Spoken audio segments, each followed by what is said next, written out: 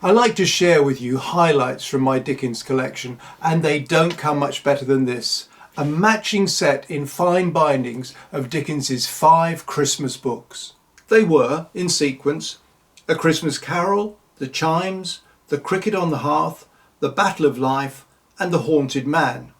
But for most readers, there really is only one Christmas book, the tale of Ebenezer Scrooge and his redemption. Before I tell you about the publishing history of this iconic work, let's take a look at the modern binding, which is a work of art in itself. The binding in full black leather was made by the celebrated firm of George Bainton in Bath. It has a gilt portrait of Dickens on the front cover and his facsimile signature with the characteristic multiple zigzag rules on the rear cover. Opening the book up, there are beautiful gilt decorations to the edges and hand-marbled end papers in shades of green and brown.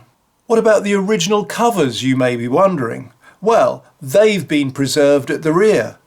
The front cover, the rear cover, and the spine, which are tan and vertically ribbed, not bright red, unlike the later Christmas books. The page edges have been slightly trimmed and re-gilded. And I have to say that this is a sumptuous piece of bookbinding that I couldn't possibly hope to emulate. Clearly, it was worthwhile preserving these books in this splendid casing. All 5 are uniformly bound, and particularly A Christmas Carol, as this is almost certainly the most avidly sought and one of the rarest of all Dickens' first editions. Dickens wrote his Christmas tale in October and November 1843. And wanted it to be issued as a beautiful little gift book in time for Christmas. In fact, he published the book at his own expense and oversaw almost every aspect of the production. He wanted hand-coloured plates, a red and green title page and green end papers, and all the edges were to be gilded. These details came at a price, and costs were further increased when the author was dissatisfied with how early copies looked. The pale green end papers smudged easily, and these were changed for yellow. The title pages then became red and blue rather than red and green, and some copies had been post-dated 1844 rather than the actual year of issue, 1843. All the various changes insisted on by Dickens were completed by December the 17th, 1843, and 6,000 copies went on sale 2 days later. These sold out almost immediately, but a second edition with many minor corrections wasn't ready until January the 6th. In total, 14 editions of the book were released in the original format, most of these bearing the name of the publishers Chapman and Hall, though the later editions were published by Bradbury and Evans.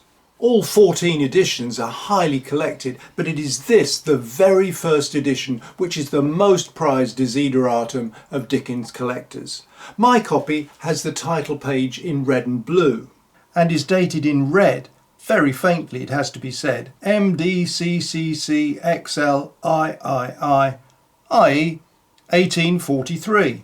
Another issue point is that the first chapter is headed Stave I, using the Roman letter I for 1, whereas later issues and subsequent editions have Stave 1 written O-N-E. Don't ask me why, they just did it. The bibliographical complexity of the book is such that even Walter Smith's summary of the points runs to 11 pages.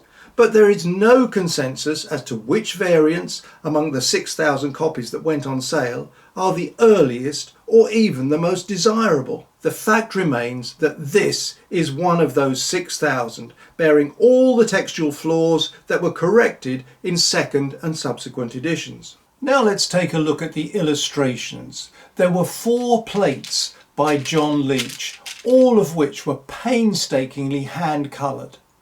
Mr. Fezziwig's Ball, Marley's Ghost, Scrooge's Third Visitor, and the Last of the Spirits. Returning to the third of the illustrations, which represents the Ghost of Christmas Present, if we were to recolour his robe red rather than green, and his beard white rather than brown, wouldn't he make an admirable Father Christmas or Santa Claus, particularly in front of the fireplace and surrounded by fine food?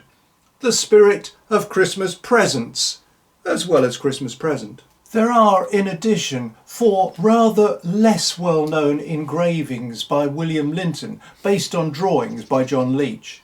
None of these is titled, but the last of them depicts a beaming Scrooge pouring out a glass of smoking bishop and drinking a toast to his pleasantly bewildered clerk, Bob Cratchit. What, you may be wondering, is a smoking bishop?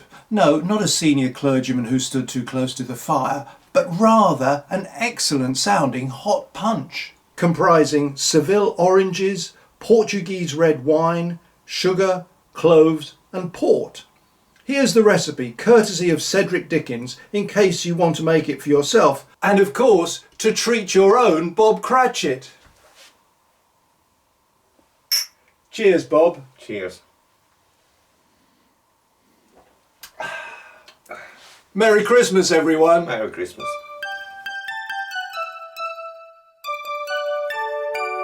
We wish you